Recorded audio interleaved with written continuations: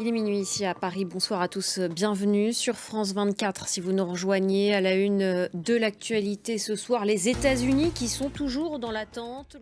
On va partir aux États-Unis pour commencer. Les États-Unis où le sort de la pilule abortive est toujours suspendu à une décision de la Cour suprême, décision qui doit intervenir d'une minute à l'autre. Au Soudan, à présent, malgré la fin du Ramadan et les appels au cessez-le-feu, les combats se poursuivent dans la capitale Khartoum.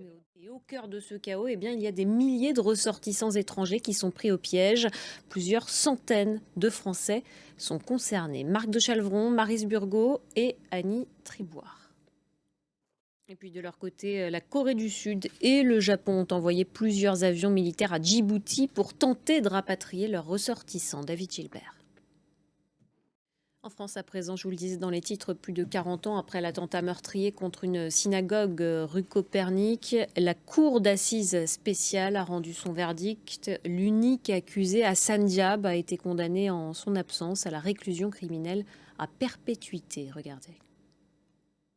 La guerre en Ukraine, à présent, les alliés de Kiev étaient réunis ce vendredi en Allemagne sur la base américaine de Ramstein, réunion en présence notamment du secrétaire général de l'OTAN Jens Stoltenberg et du secrétaire d'État américain à la Défense.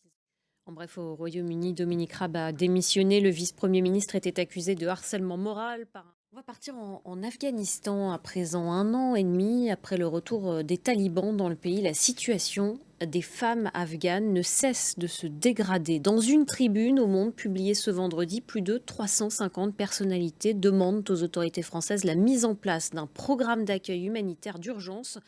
La reporter Solène Chalvon-Fioretti fait partie des signataires. Elle était tout à l'heure sur notre plateau. Écoutez.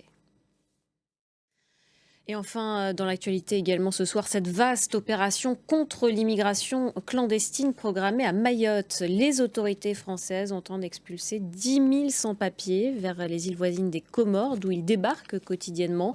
Mais le pouvoir comorien n'entend pas les accueillir. Claire Vérove, Mathieu Boisseau et Noé Salem. C'est la fin de cette édition. Merci beaucoup de l'avoir suivi. Restez avec nous sur France 24. L'information continue.